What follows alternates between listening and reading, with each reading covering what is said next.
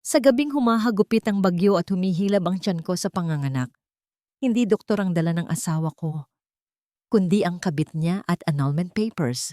Habang sumisigaw ang langit sa galit, itinapon nila ako sa kalsada na parang basahan. Ang akala nila, katapusan ko na yon. Pero hindi nila alam, sa gabing iyon, kasabay ng pagluwal ko sa aking anak, ipinanganak din ang isang sumpa. Babangon ako at ipatitikim ko sa kanila ang pait na higit pa sa apdong ipinalunok nila sa akin. Pirmahan mo to, Diwata. Bilisan mo. Wala ka ng silbi sa akin. Ang boses ni Zenon ay mas malamig pa sa hanging humahampas sa aming bintana. Walang bahid ng pag-aalala, walang bakas ng pagmamahal.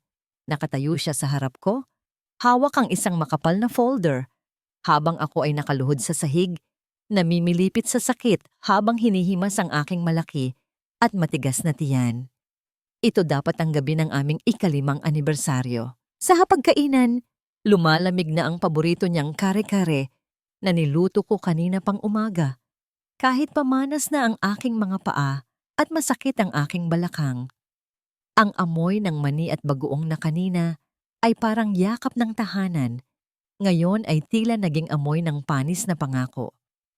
Tumingala ako sa kanya, umaasa na makikita ko kahit katitirang awa sa mga mata ng lalaking minahal ko at pinag-alayan ng lahat ng sekreto ng pamilya ko. Pero wala.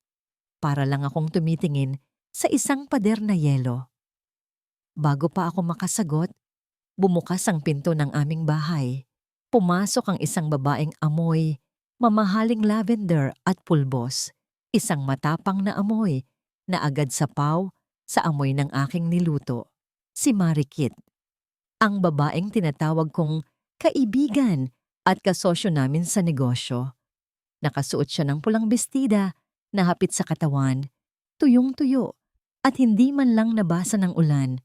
Habang ako ay nanlalagkit sa pawis at sakit, humakbang si Marikit palapit sa akin. Ang takong ng kanyang sapatos ay tumutunog ng matalim sa sahig na kahoy. Tiningnan niya ako mula ulo hanggang paa na parang isa akong basurang nakaharang sa daanan. Oh my God, Zenon! Maarteng sabi ni Marikit habang pinapaypayan ang sarili. Ang baho naman dito. Amoy kusina. Sigurado ka bang dito tayo titira after she leaves? Napasinghap ako, hindi dahil sa insulto, kundi dahil sa isang matinding hilab sa aking tiyan. Parang binibiyak ang aking balakang. Gusto kong sumigaw, pero naunahan ako ng luhang pumatak sa sahig. Nakita ko ang kamay ni Marikit na dumapo sa braso ni Zenon at doon ko nakita ang singsing. Isang singsing na may malaking diamante. Ang singsing na pinag-ipunan ko ng 5 taon mula sa pagbebenta ng kakanin. Ang singsing na nasa savings account na nakapangalan sa aming mag-asawa. Zenon! Paos kong tawag. Ang lalamunan ko ay parang pinuno ng bubog. Manganganak na ako. Parang awa mo na. Ang anak natin, tinabig lang ni Zenon ang kamay ko na akmang hahawak sa pantalalon niya. Hindi ko anak yan, at lalong hindi na kita asawa. Ang bahay na to, ang negosyo, kay Marikit na ang mga yan. Pinirmahan mo na ang transfer of rights noong nakaraan. Akala mo siguro para sa insurance yun? Tanga ka talaga, Diwata. Nanlaki ang mga mata ko. Ang mga papeles na yon. Ang tiwala ko. Lahat pala ay patibong. Ilabas mo na siya, babe. Utos ni Marikit habang nilalaro ang kwintas sa kanyang leeg. Nasusuka ako sa itsura niya. Sa isang iglap, naramdaman ko ang mahigpit na hawak ni Zenon sa aking braso. Hinala niya ako patayo, kahit halos hindi ko na maigalaw ang aking mga binti. Kinaladkad niya ako palabas ng pintuan, palayo sa init ng bahay na ako mismo ang nagpundar. Binuksan niya ang pinto at sinalubong kami ng malakas na hangin at ulan. Ang bagyo ay parang galit ng kalikasan na sumasabay sa pagguho ng mundo ko. Walang atubili, tinulak niya ako palabas. Bumagsak ako sa maputik na semento. Ang lamig ng ulan ay agad tumagos sa manipis kong duster. Naramdaman ko ang gasgas sa aking tuhod at siko, pero wala yon kumpara sa sakit ng puso kong dinudurog. "Huwag ka nang babalik!" Sigaw ni Zenon bago niya ibinalibag ang pinto. Narinig ko ang paglapat ng trangka. Ang tunog na yon ay parang hatol ng kamatayan. Naiwan akong mag-isa sa dilim habang ang ulan ay walang awang humahampas sa aking muka, humahalo sa mga luha na hindi ko mapigil. Aaray! Napahawak ako sa tiyan ko. Sunod-sunod na ang hilab. May mainit na likidong dumaloy sa aking hita, humahalo sa malamig na tubig ulan. Pumutok na ang panubigan ko. Kailangan kong makahanap ng masisilungan, hindi para sa akin, kundi para sa bata. Gumapang ako. Bawat galaw ay parang impyerno. Ang kalsada ay walang tao dahil sa bagyo. Ang tanging nakikita ko ay ang lumang bodega ng tuyo sa kabilang ibayo ng kalsada. Ang pinto nito ay bahagyang nakaawang at sira. Pumasok ako sa loob. Ang amoy ay masangsang, pinaghalong amoy ng lumang isda, amag at alikabok. Madilim at maingay ang yero sa taas dahil sa lakas ng ulan. Dito ko iluluwal ang anak ng isang traidor. Inilatag ko ang aking sarili sa ibabaw ng mga sako ng asin. Walang doktor, walang gamot, walang humahawak sa kamay ko. Tanging ang dagundong ng kulog at ang sarili kong mga ungol ng paghihirap ang kasama ko. Sumigaw ako ng buong lakas kasabay ng pagkidlat. Pakiramdam ko ay mapupunit ang aking pagkatao. Ang bawat pag-ire ay pag-ubos ng natitira kong lakas. Sa bawat sandali na gusto ko nang sumuko at magpadala sa dilim, naaalala ko ang nangisi ni Marikit. Naaalala ko ang lamig ng boses ni Zenon. Hindi ako mamamatay dito. Sa huling pag-ire, naramdaman ko ang paglabas ng sanggol. At kasunod nito, ang isang iyak, matinis, malakas, at puno ng buhay, ang bumasag sa ingay ng bagyo. Nanginginig ang mga kamay kong inabot ang bata. Pinutol ko ang pusod gamit ang isang matalim na piraso ng basag na bote na nakapako sa dilim. Hindi iniinda ang hiwa sa sarili kong daliri. Niyakap ko siya. Ang init ng kanyang maliit na katawan, ang tanging apoy na bumubuhay sa akin sa gabing iyon. "Lea," bulong ko sa tenga ng aking anak, habang ang dugo at luha ay naghahalo sa aking dibdib. "Ang pangalan mo ay Laya dahil simula sa gabing ito, malaya na tayo sa kanila." Tiningnan ko ang bintana ng bodega kung saan tanaw ang ilaw mula sa aking dating bahay.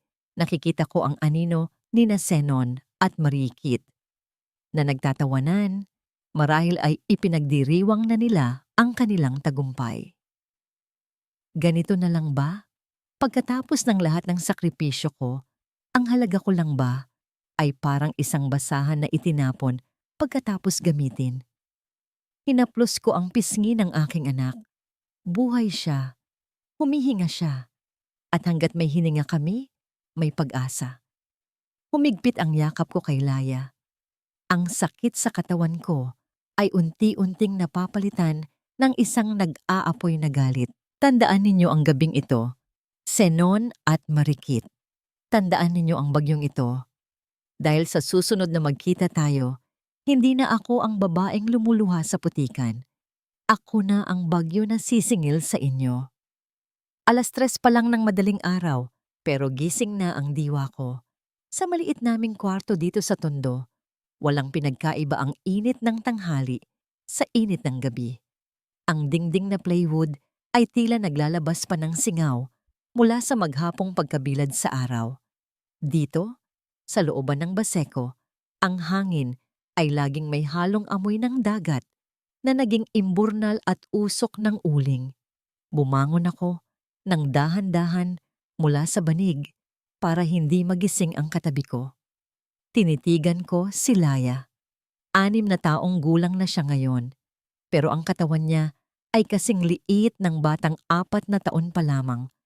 Ang kanyang paghinga ay mabigat at may kasamang huni na parang sirang pito. Isang tunog na laging dumudurog sa puso ko tuwing gabi. Ang hika na nakuha niya noong gabing ipinanganak siya sa gitna ng bagyo ay ang permanenteng peklat na iniwan ni Zenon sa buhay namin. Pinunasan ko ang pawis sa noo niya gamit ang luma kong panyo. Napakaamo ng mukha niya, kabaligtaran ng lupit ng mundong ginagalawan namin. Pasensya na anak, bulong ko habang inaayos ang gusot-gusot na kumot sa kanyang paanan. Tiis lang muna tayo ha. Tumayo ako at nagtungo sa maliit na espasyo sa labas ng kwarto na nagsisilbing kusina namin. Sinimulan kong paypayan ang baga sa kalande-uling. Ang abo ay lumipad at dumapo sa aking muka at braso, humahalo sa pawis ko. Dati, ang mga kamay na ito ay amoy mamahaling lotion at vanilla essence. Ngayon, amoy usok, lansa, at sunog na kanin na ang nakadikit sa aking balat. Nagluluto ako ng biko at kutsinta. Ito ang bumubuhay sa amin. Mula sa pagiging tagapagmana ng isang culinary empire, ngayon ay isa na lang akong tindera ng kakanin sa bangketa. Pero hindi ako nahihiya dahil bawat piraso ng kakanin na ito ang bumibili ng gamot ni Laya. Bawat halaga ay may lasa ng dugo at pawis ko. Nang sumikat ang araw, gising na rin si Laya. Nakaupo siya sa banig, kinukuskos ang mga mata habang pinapanood akong magbalot ng paninda. "Nay, tulungan na po kita," sabi niya sa maliit at paos na boses. Akmang tatayo siya para abutin ang mga dahon ng saging pero inatake siya ng sunod-sunod na ubo. Ang tunog ay malalim at tuyo, parang nanggagaling sa kailaliman ng kanyang maliit na baga. Agad akong lumapit at hinagod ang likod niya. Ramdam ko ang panginginig ng kanyang buto-buto sa bawat pag-ubo. Kinuha ko ang baso ng tubig at ipinainom sa kanya. "Huwag na, anak. Diyan ka lang," sabi ko nang may pilit ng ngiti.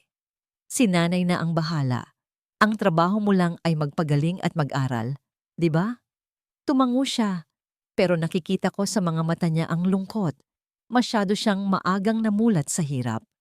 Minsan, nahuhuli ko siyang nakatingin sa mga batang naglalaro sa labas na may hawak na laruan habang siya ay nagbabasa na lang ng mga lumang dyaryo na pinambabalot ko ng tinapa.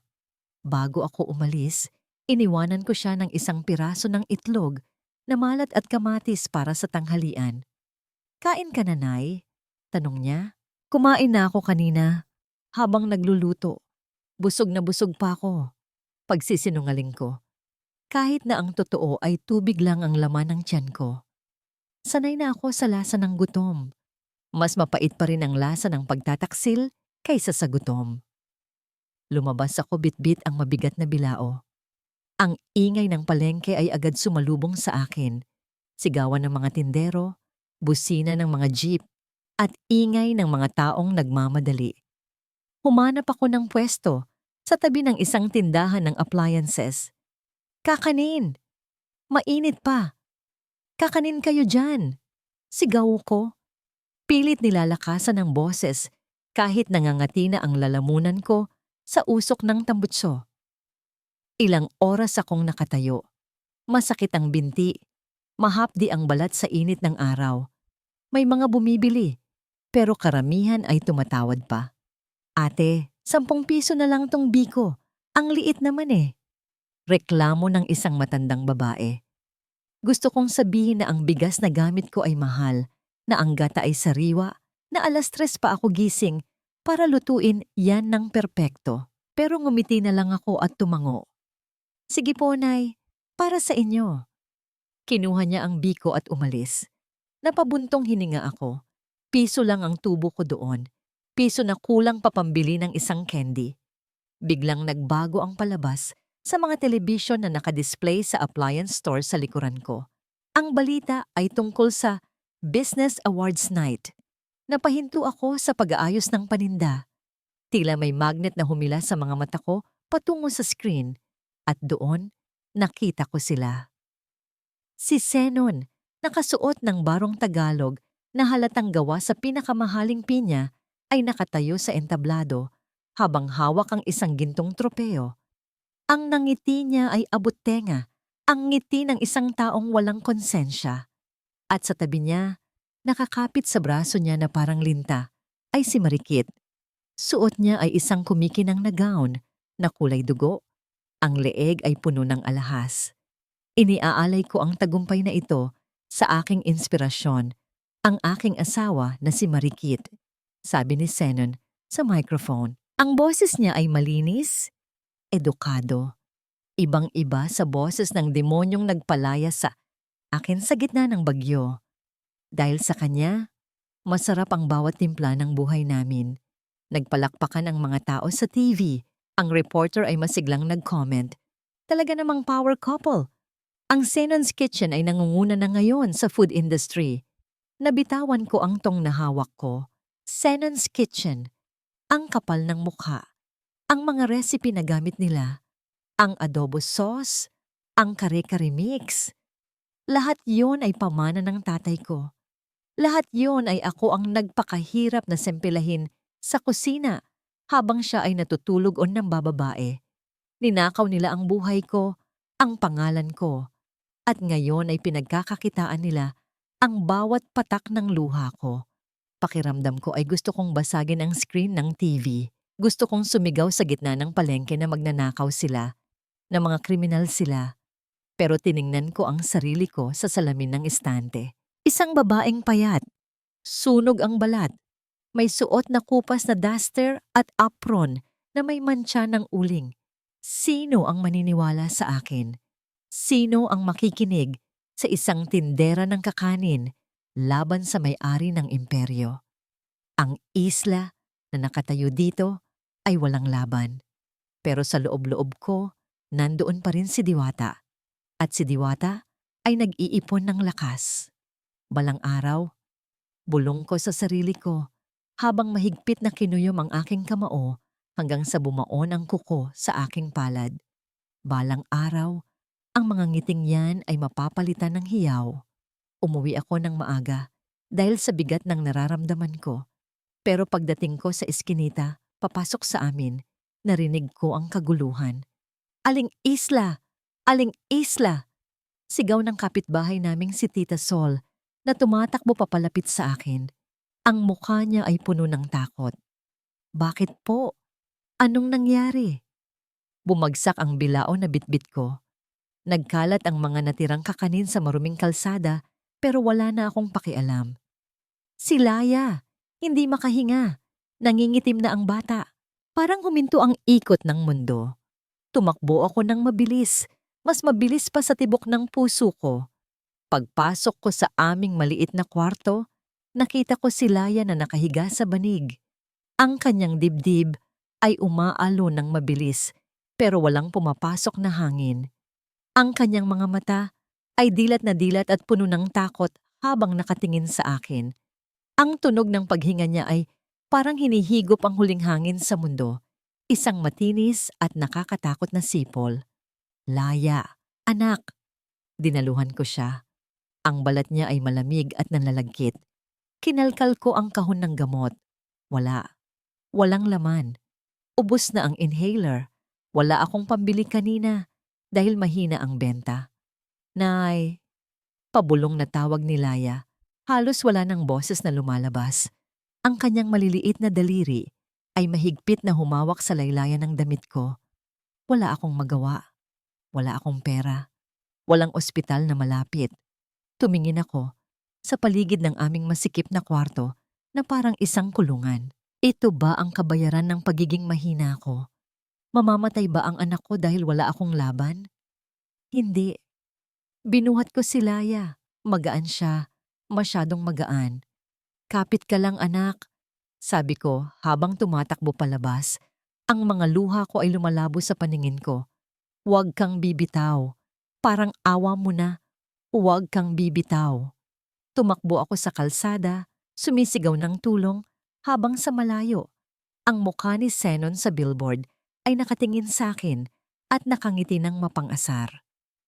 Halos madapa ako sa pagtakbo, papasok sa pampublikong ospital.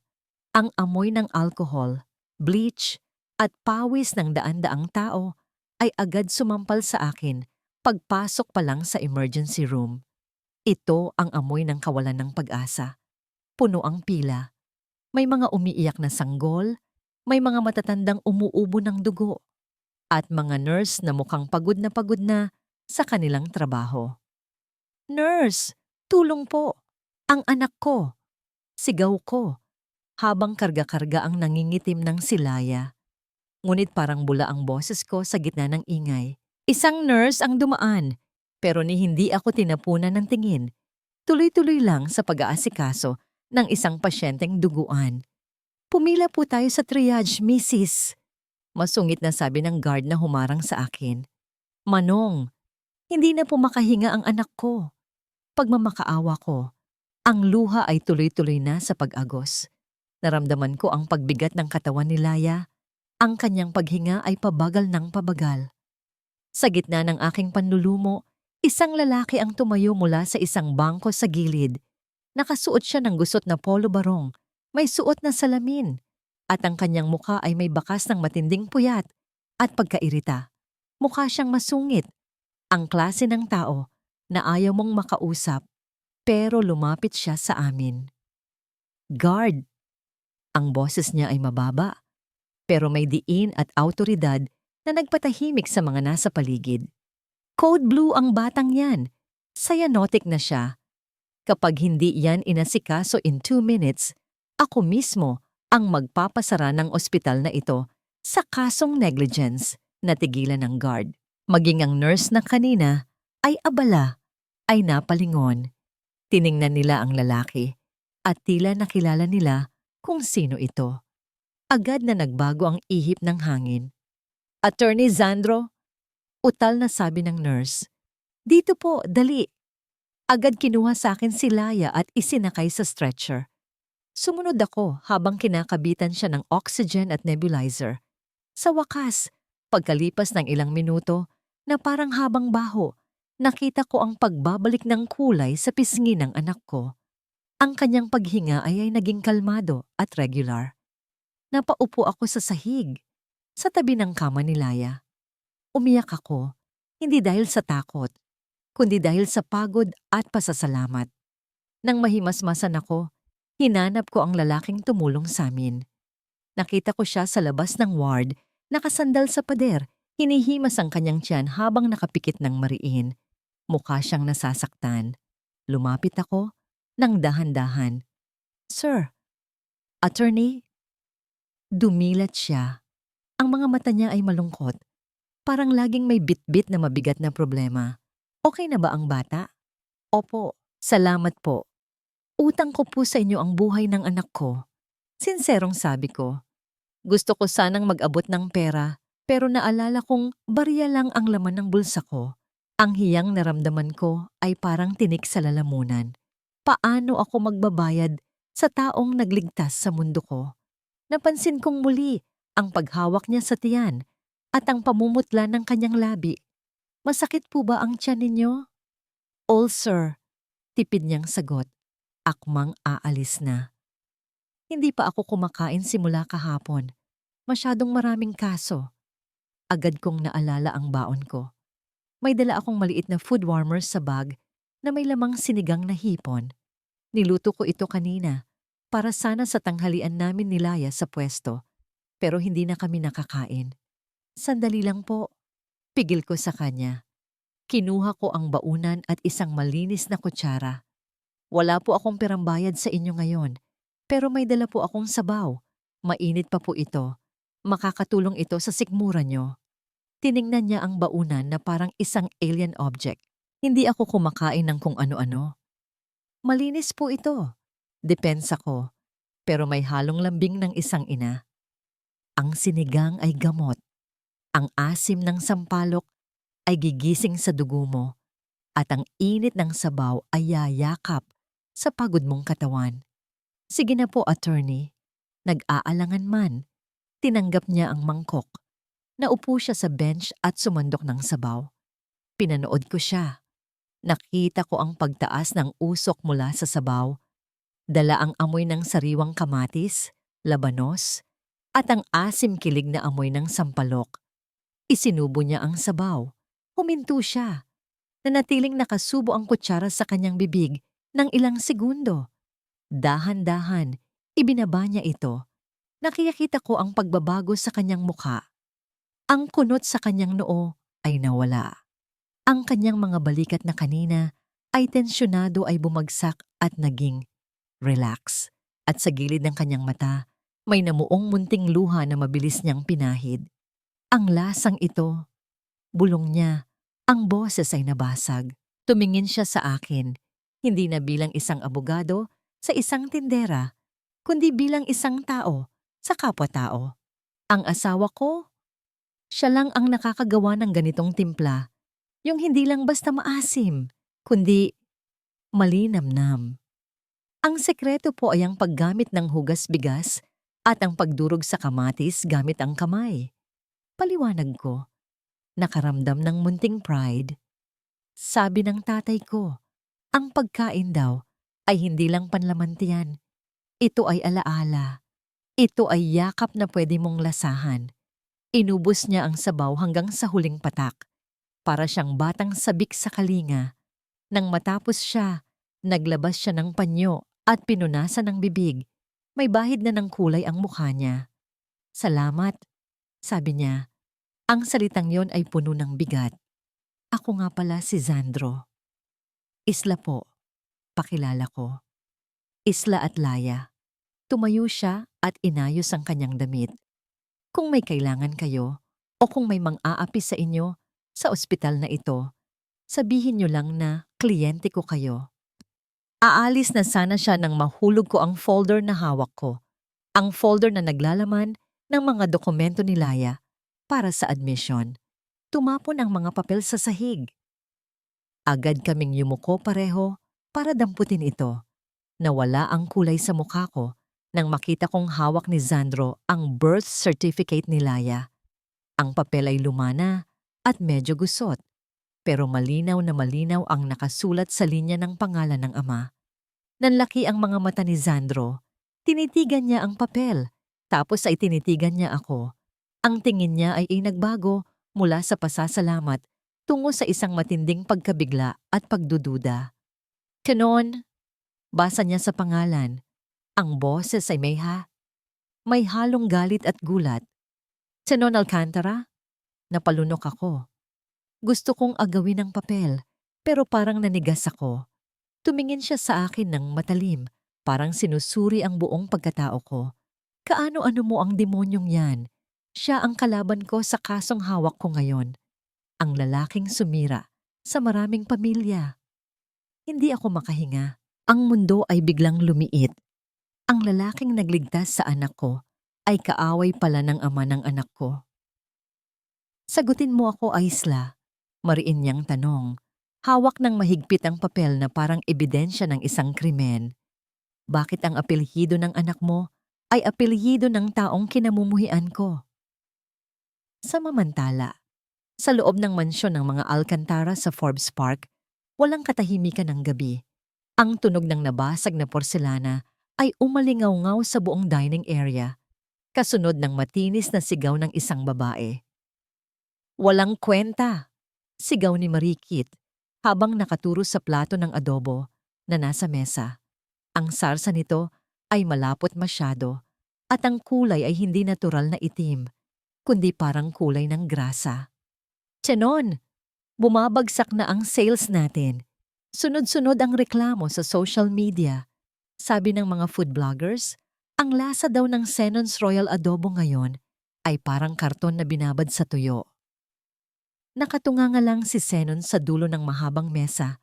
Hawak ang isang baso ng whiskey. Ang kanyang mukha ay namumula, hindi dahil sa init, kundi dahil sa alak at kahihiyan. Tinitigan niya ang pagkaing nasa harap niya. Totoo ang sinabi ni Marikit. Mula nang palayasin niya si Diwata, unti-unting nawala ang kaluluwa ng kanilang mga produkto. Sinubukan niyang gayahin ang timpla, ang tamang sukat ng suka, toyo at laurel, pero laging may kulang. May sangkap na hindi niya makuha-kuha. Bakit hindi ka sumasagot? Bulyaw ni Marikit, ang kanyang leeg ay puno ng naglalakihang ugat sa galit. Akala ko ba ikaw ang genius sa kusina? Yan ang sabi mo sa interview. Ayusin mo to, Shannon. Kung babagsak ang kumpanyang to, hinding-hindi kita bubuhayin. Dahan-dahang inilapag ni Shannon ang baso. Ang tunog nito sa salamin ng mesa ay mabigat. Tumingin siya kay Marikit, ang babaeng ipinalit niya sa kanyang asawa. Oo, maganda si Marikit, mayaman, at marunong sa negosyo. Pero sa kusina, wala siyang alam kundi mag-utos. Ikaw ang nagpumilit na baguhin ang supplier para makatipid. Matigas na sagot ni Senon.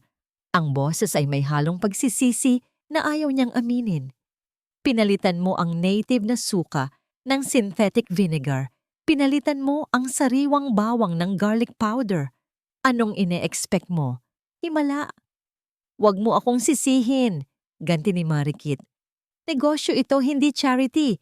Kailangan nating magtipid. Tumalikod si Senon at naglakad palayo. Sa isip niya, biglang pumasok ang alaala ni Diwata. Naaalala niya kung paano nito hinihimas ang bawat butil ng bawang, kung paano nito inaamoy ang suka para masiguradong tama ang asim. Ang kusina noon ay puno ng pagmamahal. Ngayon, ang kusina nila ay parang pabrika ng lason.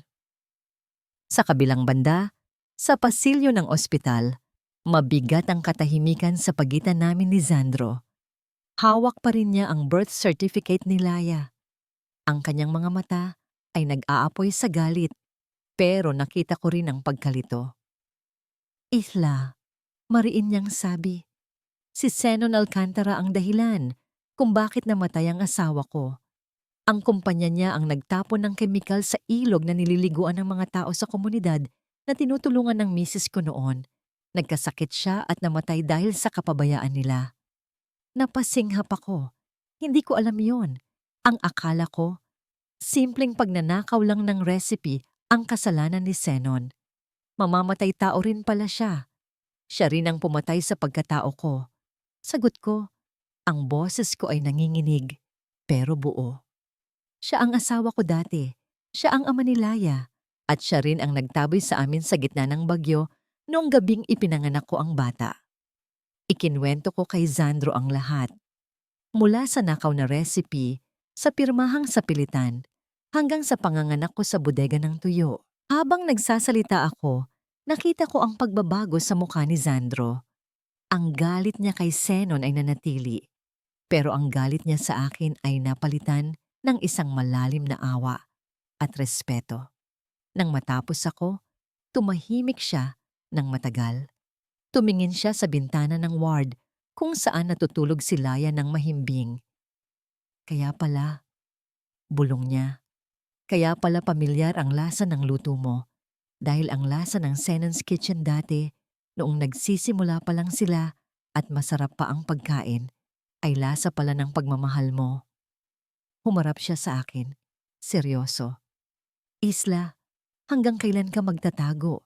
Hanggang kailan ka magbebenta ng kakanin sa bangketa habang sila ay nagpapakasasa sa bilyon-bilyong piso na dapat ay sayo at sa anak mo? Wala akong laban. Sagot ko, yumuko ako dahil sa hiya. Wala akong pera, attorney. Wala akong kapangyarihan. Pero meron kang hindi nila kayang nakawin. Sabi ni Sandro, tinuro niya ang kanyang sentido at ang kanyang puso. Ang talento mo at ang katotohanan ay hinawakan niya ako sa balikat, hindi bilang lalaki kundi bilang isang kakampi. Tulungan mo ako, Isla. Ibagsak natin sila. Hindi para sa paghihiganti, kundi para sa hustisya. Tingnan mo si Laya. Gusto mo bang lumaki siya na ang tingin sa sarili niya ay anak ng mahirap habang ang tatay niya ay hari sa palasyo na gawa sa pawis mo? Ang mga salitang iyon ay parang bombang sumabog sa dibdib ko. Tumingin ako sa anak ko, si Laya, na nagtitiis sa init, sa gutom, at sa sakit. Hindi ito ang buhay na ipinangako ko sa kanya. Anong gagawin natin? Tanong ko. At sa unang pagkakataon, sa loob ng 6 na taon, naramdaman ko ang pagbabalik ng aking tapang. Magpapalit sila ng head chef, balita ni Sandro. Narinig ko sa insider ko. Desperado na si Marikit. Magpapatawag sila ng audition para sa isang mysterious chef na sasalba sa brand nila at ikaw ang papasok doon. Pagka-uwi namin galing ospital kinabukasan, hindi ako mapakali. Tinitigan ko ang sarili ko sa basag na salamin sa aming banyo. Ang babaeng nakikita ko ay mukhang pagod. Mahaba at sabog ang buhok, bagsak ang balikat. Ang mga mata ay laging nakayuko. Ito si Ayla, ang tinderang walang imik. Ito si Diwata, ang asawang martir. Pagod na ako sa kanilang dalawa. Kinuha ko ang gunting na ginagamit ko sa paggupit ng dahon ng saging. Ang bakal ay malamig sa aking kamay. Hinawakan ko ang mahaba kong buhok. Ang buhok na gustong-gusto ni Zenon na sinusuklay ko noon para sa kanya. Ang buhok na naging saksi sa pagkaladkad niya sa akin palabas. Crick! Narinig ko ang langgut-ngot ng bakal habang pinuputol nito ang unang hibla. Crick! Crick! Sunod-sunod. Walang panghihinayang. Bawat bagsak ng buhok sa sahig ay parang pagtanggal ng isang kadena sa aking leeg. Sa bawat gupit, gumaan ang pakiramdam ko. Nang matapos ako, tumingin ako ulit sa salamin. Ang babaeng nakatingin pabalik ay may buhok na maikli, hanggang panga. Ang babaeng nakatingin pabalik sa akin ay hindi na ang maamong may bahay na laging nakayuko. Ang gupit ay matapang, matalim, at moderno. Sa unang pagkakataon, nakita ko ang hugis ng aking panga at ang tapang sa aking mga mata na matagal nang natatakpan ng mahabang buhok na nagsisilbing kurtina ng aking hiya. Huminga ako ng malalim. Ang bigat sa balikat ko ay tila sumama sa mga hibla ng buhok na nagkalat sa sahig. Paalam, Diwata. Bulong ko sa sarili ko. Ang boses ko ay mababa, pero puno ng determinasyon. Ang babaeng nagpapakamartir ay patay na. Mula ngayon, ako na si Lady D. Lumabas ako ng banyo. Nakita ko si Laya na nagising dahil sa ingay. Nanlaki ang kanyang mga mata nang makita ako. Nay, sabi niya, hawak ang kanyang dibdib. Iba na po ang itsura niyo. Parang ang tapang niyo po tingnan. Lumapit ako at lumuhod. Lumuhod para pantayan siya. Hinawakan ko ang kanyang pisngi. Kailangan maging matapang ni nanay, anak, para sa atin. Simula ngayon, hindi na tayo yuyuko kahit kanino. Kinabukasan, ipinakita ni Zandro sa akin ang anunsyo sa social media. Nag-viral na ang post ng Zenon's Kitchen. Wanted a culinary genius, the search for the next executive chef. Binasa ko ito ng may mapait na ngiti. Desperado na sila. Hinahanap nila ang kaluluwa ng kumpanyang pinatay nila mismo. Handa ka na ba? Tanong ni Zandro. Inabot niya sa akin ang isang pares ng malalaking sunglasses at isang itim na face mask. Ito ang magiging baluti mo. Sa mundo nila, ang misteryo ay kapangyarihan. Sinuot ko ang salamin. Ang mundo ay dumilim ng bahagya, pero mas luminaw ang aking layunin. Handa na ako, attorney, sagot ko. Oras na para bawiin ang akin. Kabanata 5. Ang maskara sa likod ng usok. Ang gusali ng Alcantara Foods Corporation sa Makati ay matayog at gawa sa salamin. Dati, ito ay isang simpleng opisina lang sa Iloilo na amoy bawang at suka. Ngayon, ang lobby ay amoy air freshener na lemon at mamahaling leather. Malamig ang hangin mula sa aircon, pero mas malamig ang pakiramdam ko habang naglalakad papasok. Kasama ko si Zandro na tumatayong manager ko. Nakasuot ako ng itim na suit, itim na gloves, at ang aking signature na malaking shades at mask. Wala ni isang pulgada ng balat ko ang nakikita maliban sa aking noo. Chill lang, bulong ni Zandro habang nasa elevator kami. Ramdam niya ang panlalamig ng kamay ko kahit may suot akong guwantes. Tandaan mo, ikaw si Lady D, ang chef na galing sa Europe, hindi ang asawang pinalaya sa Iloilo. Tumango ako. Pagbukas ng elevator, sumalubong sa amin ang pamilyar na mukha. Si Zenon, tumanda siya. May mga uban na sa kanyang sentido at mas malalim ang eye bags niya. Pero nandoon pa rin ang yabang sa kanyang tindig. Tiningnan niya kami mula ulo hanggang paa. Ito ba ang sinasabi mong internet sensation? Tanong niya kay Zandro nang hindi man lang ako kinakamayan. Bakit nakabalot ang mukha? May ketong ba yan? Gusto ko siyang sampalin, pero pinigilan ko ang sarili ko. Privacy clause, Mr. Alcantara. Sagot ni Zandro ng may professional na lamig. Nasunog ang mukha niya sa isang aksidente sa kusina sa France. Ayaw niyang pinag-uusapan ito.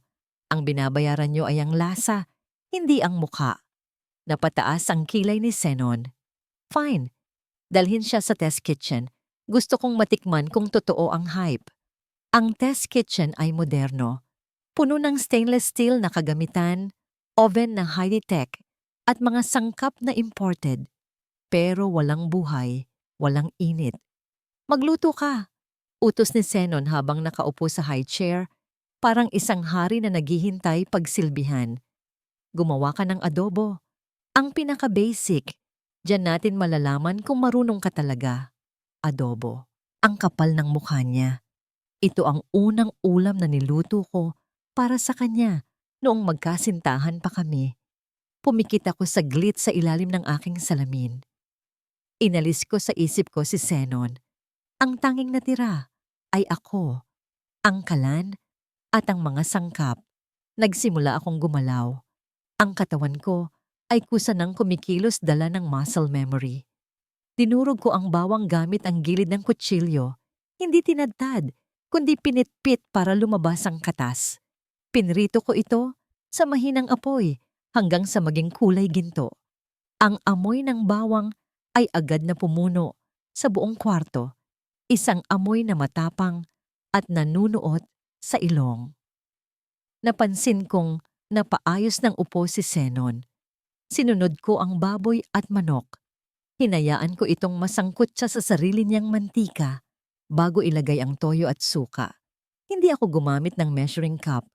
Ang sukat ay nasa pulso ko, nasa alaala ko. Huwag mong hahaluin. Bulong ko sa sarili ko. Sapat lang para ako ang makarinig. Hayaan mong kumulo ang suka. Hayaan mong mag-usap ang mga lasa. Nang matuyo ang sabaw at nagmantika na ang karne, naglagay ako ng isang sangkap na hindi nila alam. Isang piraso ng dark chocolate at kaunting liver spread. Ito ang secret ingredient ng tatay ko para maging balanse ang alat at asim. Pagkalipas ng 40 minuto, inihain ko ang plato sa harap ni Zenon. Walang arte, walang garnish na bulaklak, adobo lang na nagniningning sa sariling mantika. Kinuha ni Zenon ang tinidor. Naamoy niya palang ang ulam. Nakita ko na ang pagkunot ng kanyang noo. Parang may multong dumaan sa harap niya. Isinubo niya ang karne. Natahimik ang buong kwarto. Nakita ko ang paglaki ng mga mata ni Zenon. Ang kanyang pagnguya ay bumagal. Ang kanyang kamay ay nanginig ng bahagya at nabitawan niya ang tinidor. Ang tunog ng bakal na tumama sa porselana ay umalingaw-ngaw. Ang anglasang to, garalgal niyang sabi. Tumingin siya sa akin. Pilit na tinatagos ng tingin ang aking itim na salamin. Saan mo natutunan to? Imposible. Alam ko ang nararamdaman niya. Ito ang lasa ng nakaraan. Ang lasa ng panahong hindi pa siya magnanakaw. Akmang tatayo siya at lalapit sa akin para hawakan ako. Pero agad na humarang si Zandro. Mr. Alcantara, social distancing. Saway ni Zandro. Nagustuhan niyo ba o hindi? Bago pa makasagot si Zenon, bumukas ang pinto. Pumasok si Marikit. Dala ang kanyang cellphone habang ka-video call ang isang investor. Oh, tapos na ba? Tanong niya. Tiningnan ang plato na halos ubos na. Mukhang masarap Zenon ano? Approve ba? Tulala pa rin si Zenon. Nakatingin sa akin na parang nakakita ng multo. Marikit, ang lasa. Parang luto ni sino? Mataray na tanong ni Marikit. Tinusok niya ang isang piraso ng karne at kinain. Pwede na. Masarap. Rich. Ito ang kailangan natin para sa gala night. Humarap si Marikit kay Zandro. You're hired. Lady D, right? Gusto ko exclusive ka sa amin. Ilulunsad natin ang bagong line ng sauces gamit ang pangalan mo. Isang kondisyon. Sabi ko, ang boses ko ay binago ko. Ginawa kong mas mababa at may accent. Ako ang masusunod sa kusina. Walang makikialam. Kahit kayo. Tinitigan ako ni Marikit. Tila sinusuri kung sino ako para utusan siya. Pero dahil sa desperasyon niyang sumikat at kumita, tumango siya. Fine. Basta pasikatin mo kami ulit. Naglakad kami palabas ni Zandro.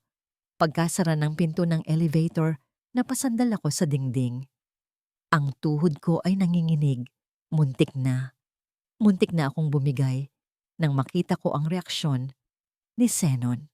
Ang galing mo! Bulong ni Zandro. Hinawakan ang siko ko para alalayan ako. Nakuha mo sila. Pero sa loob ng test kitchen, hindi pa tapos ang kwento. Nakatanaw si Marikit sa CCTV monitor habang papalabas kami ng building. Nakakunot ang noo niya. May kakaiba sa kilos ni Lady D. Ang paraan ng pagtayo nito, ang hugis ng leeg nito, parang nakita na niya dati. At bakit gano'n na lang makareact si Zenon? Kinuha ni Marikit ang kanyang telepono at tinawagan ang private investigator na matagal na niyang binabayaran. Hello, sabi ni Marikit. Ang boses ay puno ng hinala. May ipapatrabaho ako sa'yo. Yung bagong chef, si Lady D. Alamin mo kung saan siya nakatira at kung sino talaga siya. Sa likod ng maskara na yan. Ngayon din. Mabigat ang ulan sa labas ng Alcantara Tower. Tila nakikisimpatya sa dilim ng mga sikretong tinatago sa loob nito. Sa isang pribadong kwarto sa tapat ng opisina ni Marikit, nakaupo siya kaharap ang isang lalaking naka-jacket na balat. Ang private investigator na binayaran niya. Ibinagsak ng lalaki ang isang envelope sa mesa. Ang tunog ng paglapat ng papel sa salamin ay parang putok ng baril sa tahimik na silid. Wala akong nakuhang litrato ng mukha niya, ma'am. Paliwanag ng investigator habang kinakamot ang ulo. Masyado siyang maingat, pero nasundan ko siya pauwi. Dinampot ni Marikit ang mga litrato. Ang kanyang kilay, na perpektong nakaguhit, ay nagsalubong sa pagtataka at pandidiri. Ang mga litrato ay kuha sa isang masikip na eskinita sa Tondo. Mga bahay na dikit-dikit, mga sampayan ng damit sa kalsada, at mga batang nagtatakbuhan na walang tsinelas. Sa Tondo siya nakatira. Bulalas ni Marikit. Ang boses ay puno ng pangungutya. Ang sabi ni Attorney Zandro, galing siyang Europe? Anong klaseng world-class chef ang nakatira sa squatter? Baka nagtatago, ma'am, sagot ng lalaki. O baka naman, hindi talaga siya mayaman. Nilamukos ni Marikit ang litrato. Alamin mo pa, gusto ko ng pangalan, gusto ko ng history. Dahil ang kutob ko, hindi siya taga-Europe. Baka isa lang siyang impostora na gustong perahan ang kumpanya ko. Pinaalis niya ang investigator. Nang mapag-isa siya, tumayo si Marikit at nagtungo sa full-length mirror sa gilid ng kwarto. Hinimas niya ang kanyang tiyan na medyo umuumbok sa ilalim ng kanyang silk blouse. Tumingin siya sa salamin at ngumiti. Isang ngiting walang init. Dahan-dahan, itinaas niya ang kanyang blusa. Walang laman ang kanyang tiyan. Ang umbok ay galing lamang sa isang prosthetic pad na gawa sa foam. Hinubad niya ito at itinapon sa sofa. Ang kanyang tiyan ay patag. Patag at walang buhay. 5 taon na ang nakararaan, nagpa-hysterectomy siya dahil sa isang komplikasyon. Isang bagay na hindi niya sinabi kay Zenon. Alam niyang ang tanging dahilan kung bakit nananatili si Zenon sa kanya ay ang pag-asa nitong magkakaroon sila ng tagapagmana. Isang bagay na hindi na ibigay ni Diwata noon dahil sa kamatayan ng anak nito. O iyon ang akala nila. Kinuha ni Marikit ang kanyang telepono at tinawagan ang kanyang doktor. Doc, sabi niya sa mababang boses, kailangan ko pa ng fake ultrasound results, yung pang 5 buwan na. Oo, bayaran mo na lang kung sino ang dapat bayaran. Kailangang maniwala si Zenon na buntis ako dahil kapag nalaman niyang baog ako at kapag nalaman niyang ginustas ko ang pondo ng kumpanya sa sugal, tapos na ako. Ibinalik niya ang foam sa kanyang tiyan at inayos ang damit. Ang kanyang buhay ay isang malaking kasinungalingan, isang bahay na gawa sa baraha na anumang oras ay pwedeng gumuho.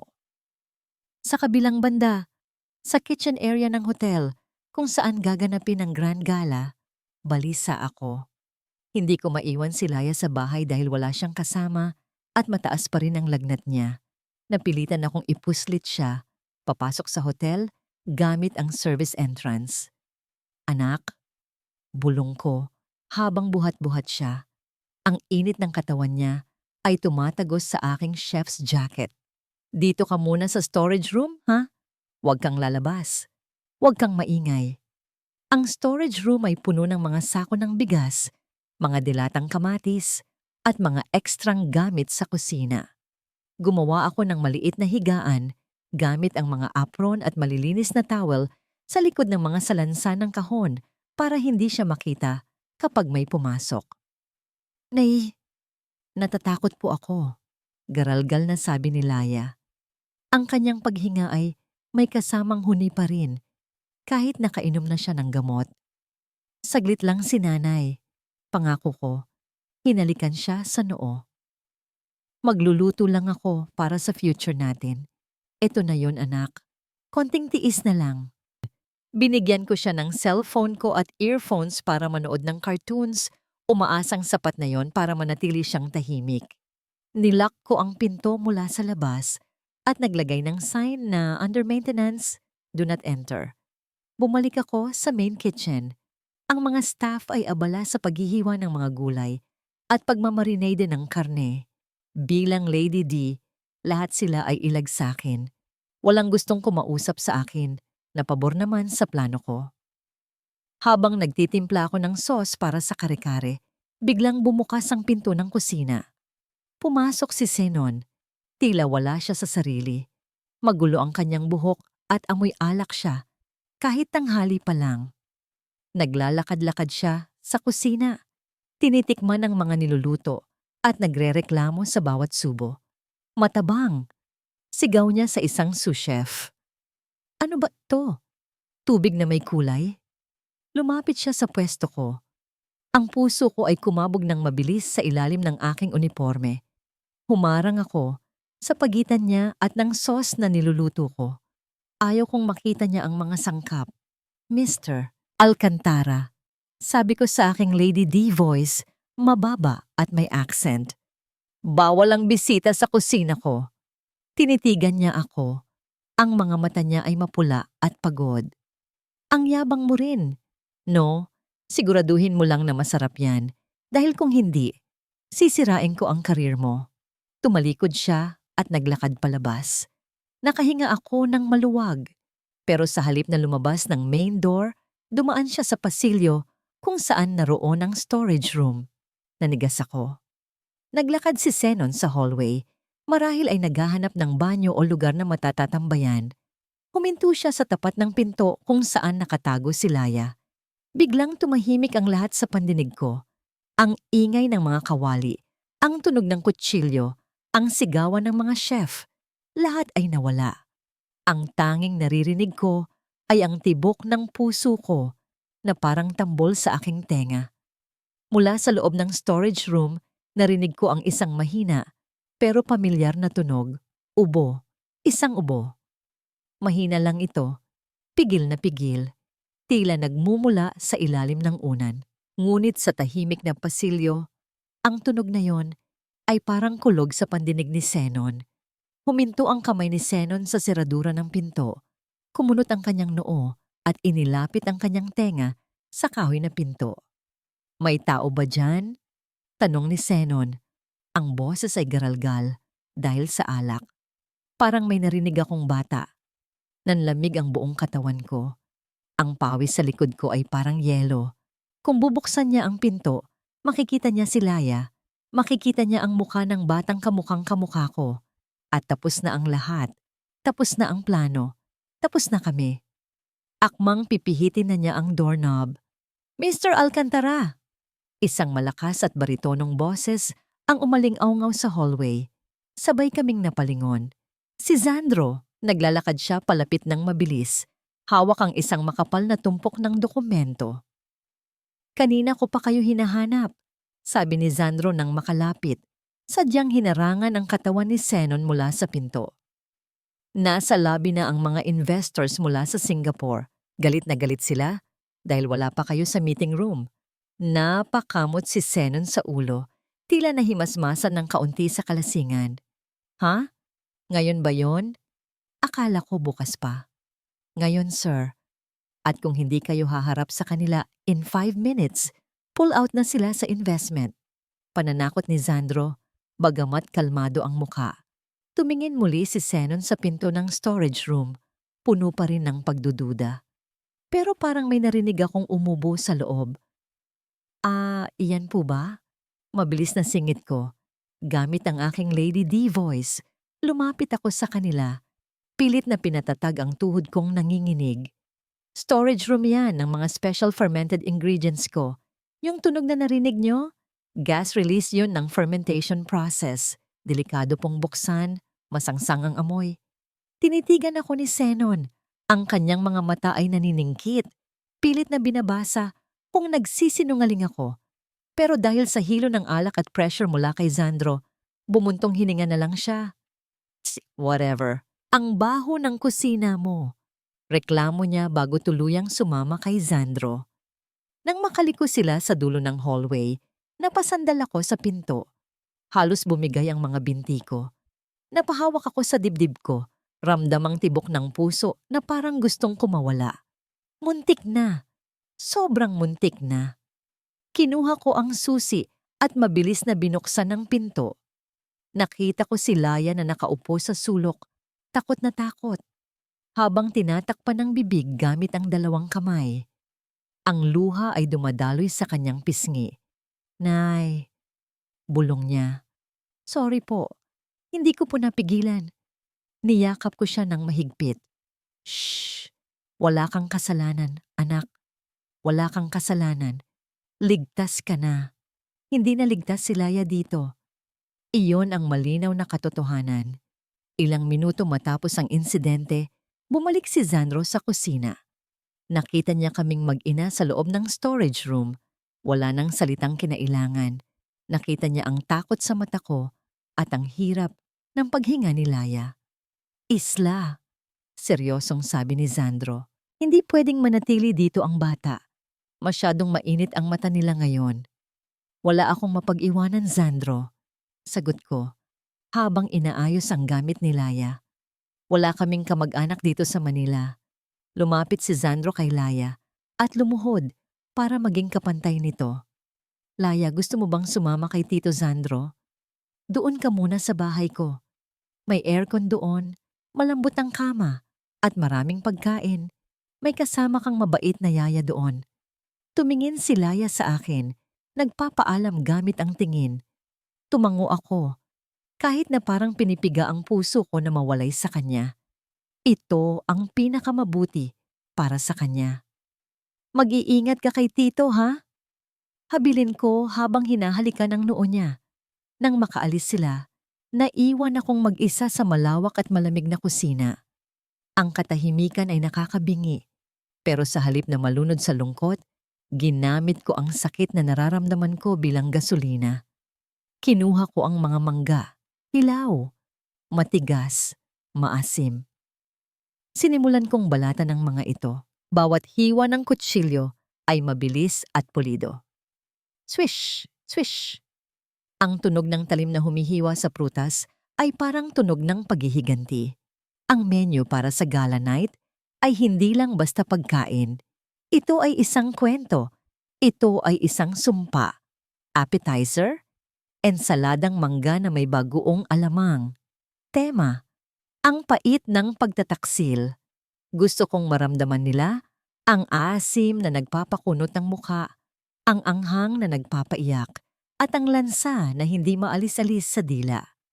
Habang abala ako sa paghahanda, hindi ko namalayan ang pagpasok ni Marikit sa kusina.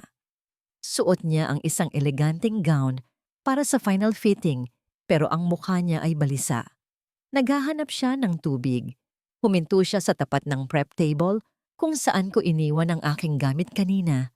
Doon, sa ibabaw ng stainless steel table, nakapatong ang isang lumang bagay. Isang hair clip na gawa sa kapis shell, may disenyo ng bulaklak ng sampagita. Ito ay luma na. Medyo naninilaw na ang shell, pero buo pa rin. Nanlaki ang mga mata ni Marikit. Dahan-dahan niyang inabot ang hair clip. Ang kanyang kamay ay nanginginig. Kilala niya ito. Paanong hindi? Ito ang hair clip na suot ni Diwata noong araw na pinalayas nila ito. Ito ang hair clip na natanggal habang kinakaladkad ni Zenon ang asawa niya palabas ng pinto. Akala ni Marikit ay natapon na ito sa basurahan. Bakit? Bakit nandito to? Bulong ni Marikit sa sarili. Ang boses ay puno ng takot. Lumingalinga siya sa paligid. Nakita niya ako sa kabilang dulo ng kusina, nakatalikod, habang naghihiwa. "Lady D!" Tawag niya, matinis at matalim. Huminto ako sa paghihiwa pero hindi ako lumingon agad. Hinawakan ko ng mahigpit ang kutsilyo. Lumapit si Marikit. Ang takong ng sapatos niya ay mabilis na tumutunog sa sahig. "Saan galing ang hair clip na ito? Bakit nasa gamit mo?" Humarap ako ng dahan-dahan. Sa likod ng aking itim na salamin at maskara, nakita ko ang pamumutla niya. "Napulot ko lang po sa sahig, ma'am." Sagot ko, kalmado pero may diin. "Bakit po? Sa inyo po ba yan parang luma na at mumurahin? Hindi bagay sa isang katulad nyo." Natigilan si Marikit sa sinabi ko. Mumurahin. Iyon ang palagi niyang sinasabi kay Diwata noon. "Wala kang pakialam." Sigaw niya at ibinulsa ang hair clip. "Magtrabaho ka na lang at siguraduhin mong perpekto ang pagkain mamaya." Tumalikod siya para umalis pero bago siya makalabas ng pinto, tumunog ang kanyang cellphone. Isang text message. Kinuha niya ito at binasa. Nakita ko mula sa malayo kung paano nanigas ang buong katawan niya. Nabitawan niya ang kanyang clutch bag. Ang text message ay galing sa isang unknown number. "Maganda ang gown mo, Marikit, pero mas maganda sana kung totoo ang laman ng tiyan mo.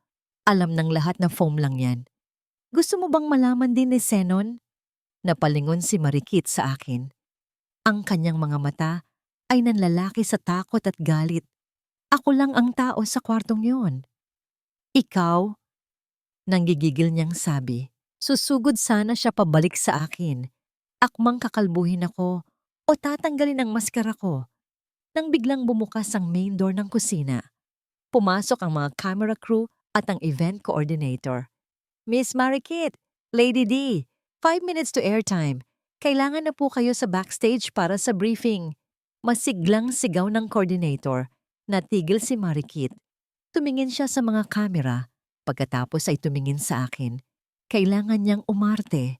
Kailangan niyang maging perpekto. Inayos niya ang kanyang buhok at peking ngumiti sa kamera. Pero ang tingin na ipinukol niya sa akin ay nangangako ng kamatayan. "Tapusin natin tumamaya."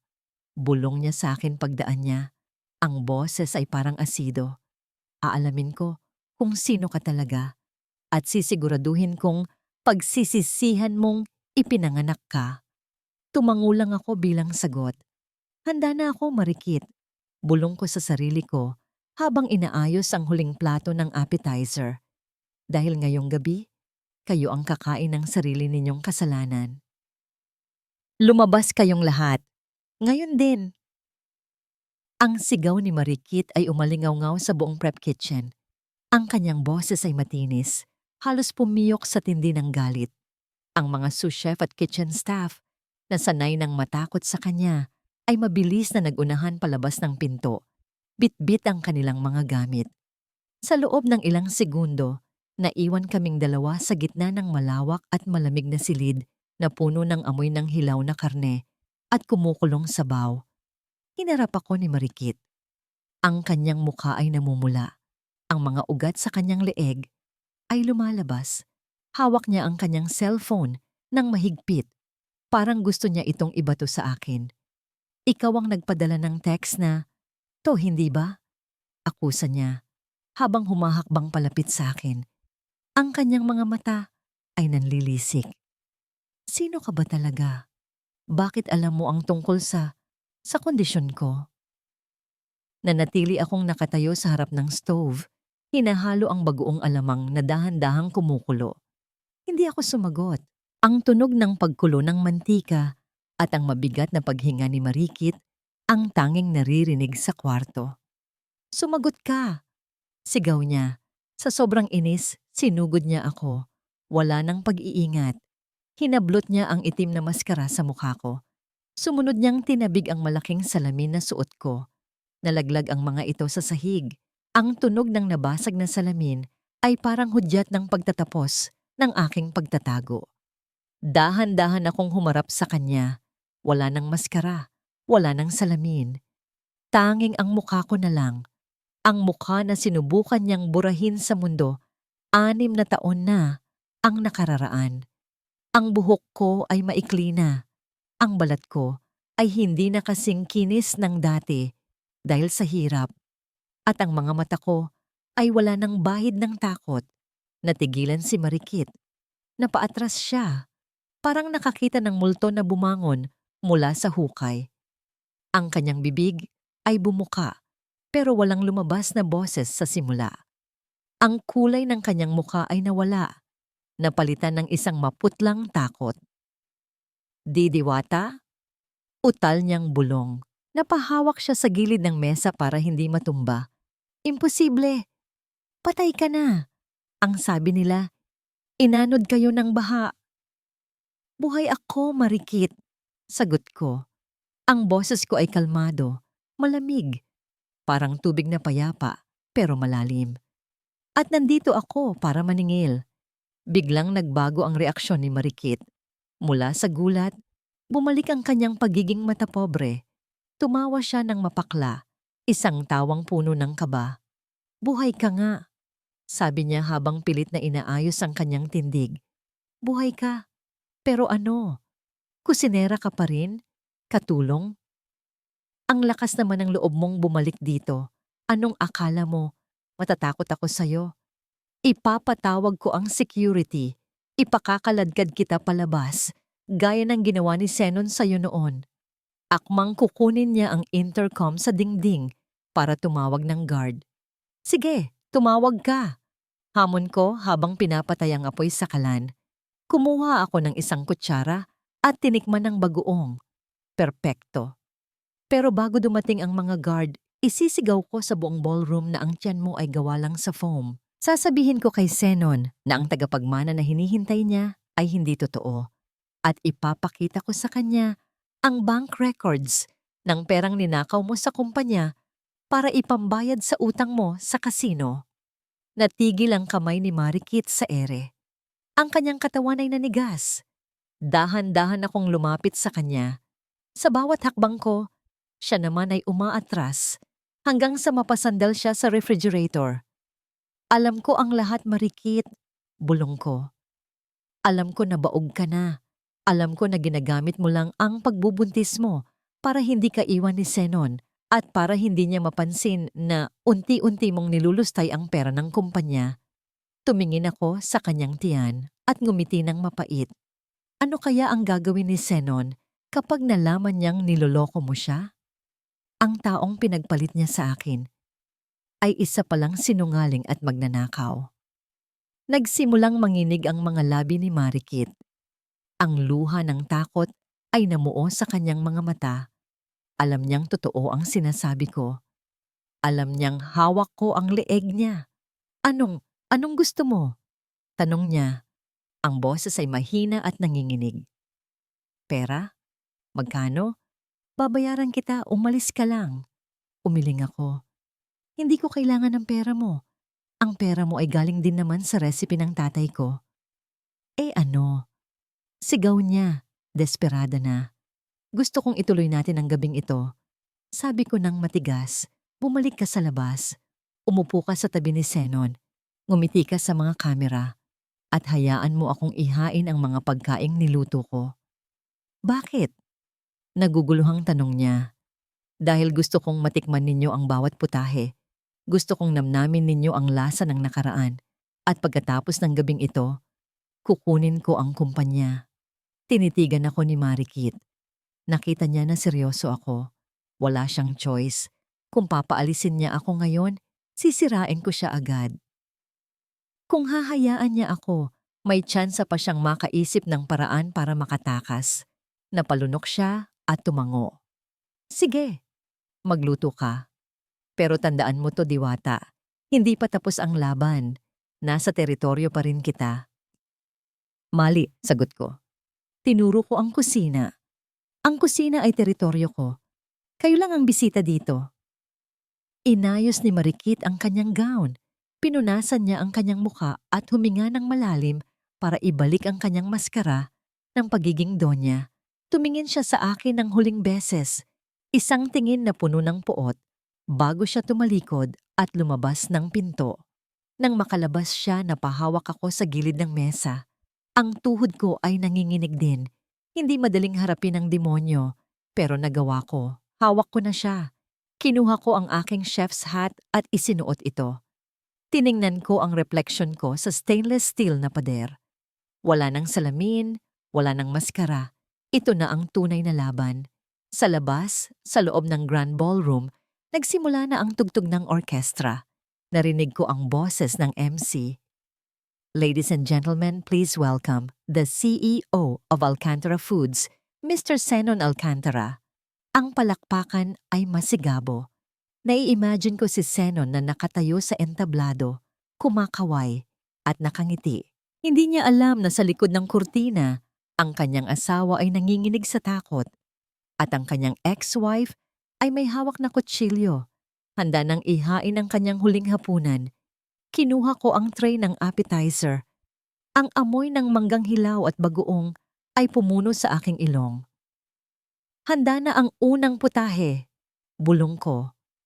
Kain na, Zenon. Ang Grand Ballroom ng Manila Peninsula Hotel ay kumikinang na parang kalawakan.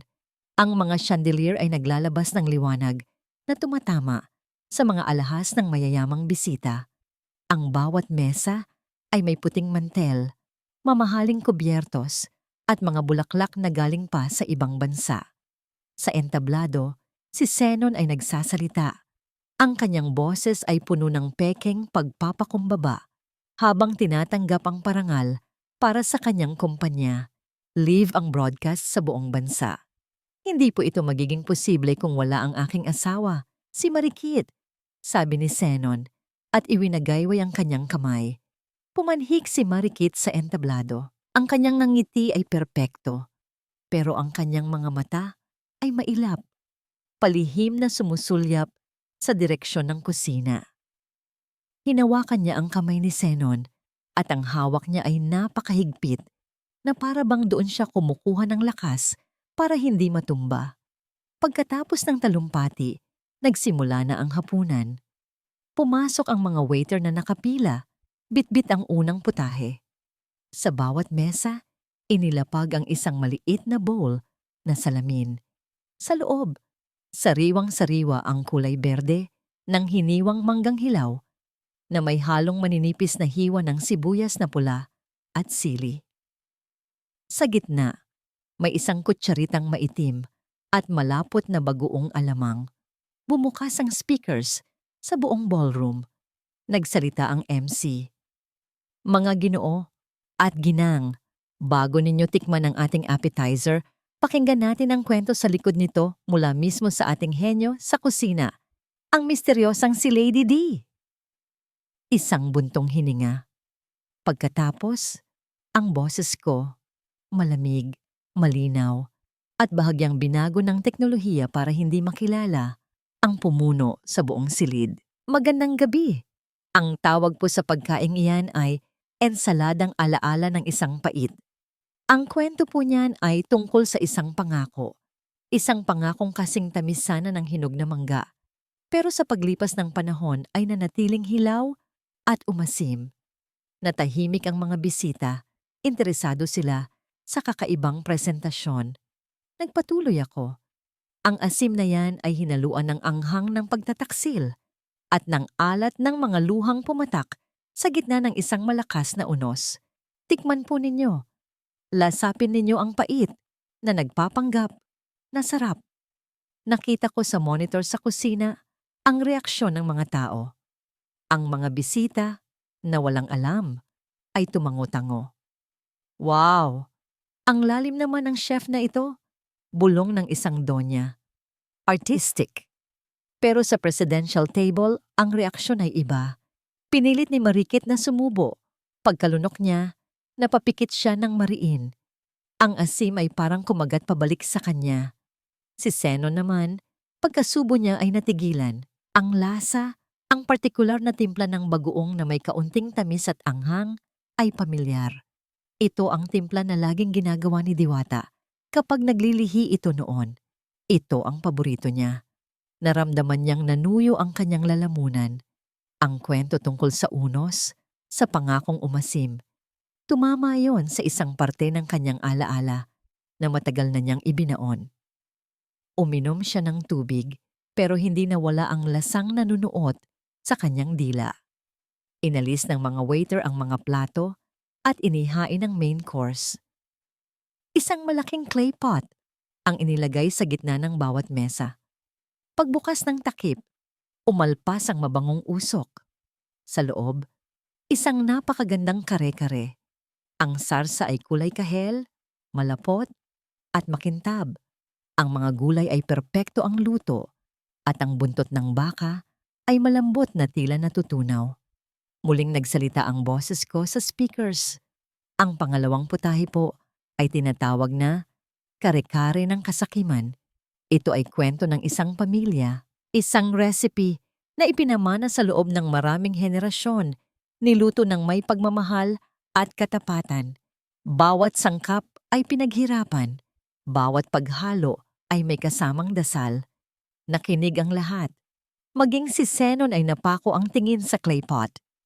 Ngunit isang araw, pagpapatuloy ko, ang boses ko ay bahagyang tumigas. Ang recipe na yon ay ninakaw. Ang kaluluwa nito ay kinuha. Pinalitan ang mga sangkap ng mumurahin. Ang pagmamahal ay pinalitan ng pagkaganid sa pera. Ang inyo pong matitikman ngayon ay hindi ang ninakaw na bersyon. Ito po ang orihinal. Ang lasa ng katotohanan. Hindi na naghintay si Zenon. Kumuha siya ng sandok at nagsalin sa kanyang plato. Naamoy pa lang niya, alam na niya. Ibang-iba ito sa kare-kare na binibenta nila. Ang amoy nito ay mayaman, malalim, at pamilyar. Sumandok siya ng sarsa at kanin.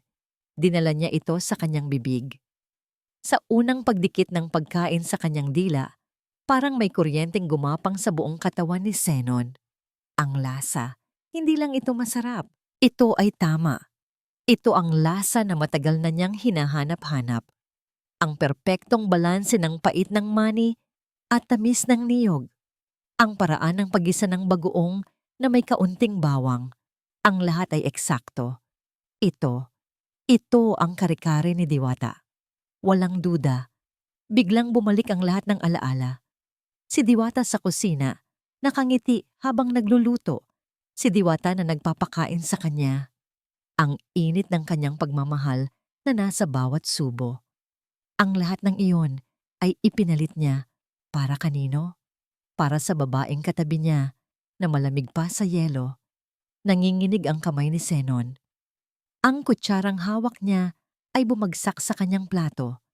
Ang tunog ng pagbagsak ng kutsara sa porselana ay umalingaw-ngaw sa katahimikan ng kanilang mesa. Lahat ng kamesa nila ay napatingin sa kanya. Maging ang mga kamera ng TV crew ay nag-zoom in sa kanyang mukha.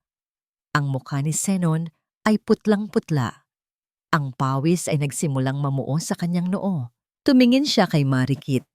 Ang kanyang mga mata ay nanlalaki sa isang tanong na hindi niya masabi. Sino ang nagluto nito?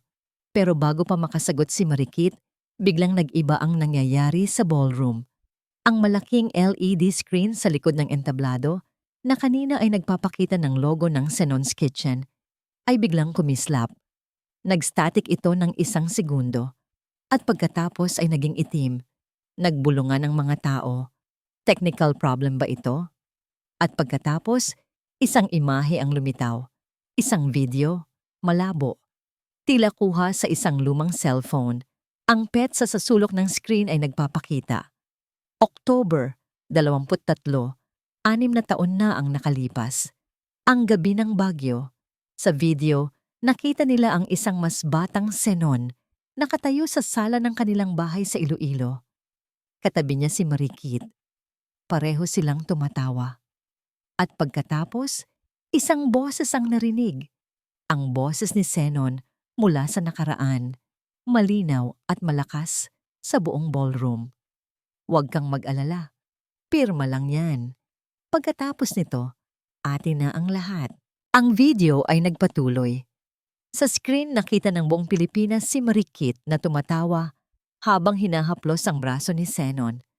Walang kwenta ang babaeng yon kapag wala ang recipe ng tatay niya, sabi ni Marikit sa video. Kapag nakuha na natin ang lahat, itapon mo na siya sa basurahan.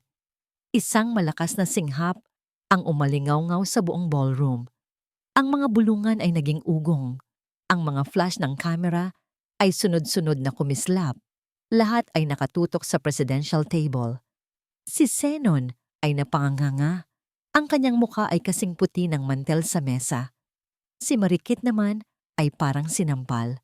Ang kanyang ngayang ngiti ay nagyelo sa kanyang mukha bago ito tuluyang gumuho at napalitan ng purong takot. Patayin niyo yan! Technical error yan! Sigaw ni Marikit sa mga staff, pero huli na ang lahat. Ang lason ay kumalat na. Biglang namatay ang video. Ang screen ay naging itim. Sa loob ng ilang segundo, tanging ang tunog ng mga kubyertos na nabibitawan at ang mga naguguluhang bulungan ang maririnig. At pagkatapos, isang ilaw ang bumukas, isang spotlight. Nakatutok ito hindi sa entablado, kundi sa main entrance ng ballroom. At mula sa dilim, isang babae ang lumakad papasok. Nakasuot siya ng simpleng puting bestida, walang alahas, at ang kanyang maikling buhok ay ayos na ayos. Bawat hakbang niya ay kalmado, may bigat, at puno ng layunin. Ang kanyang mga mata ay hindi mailap.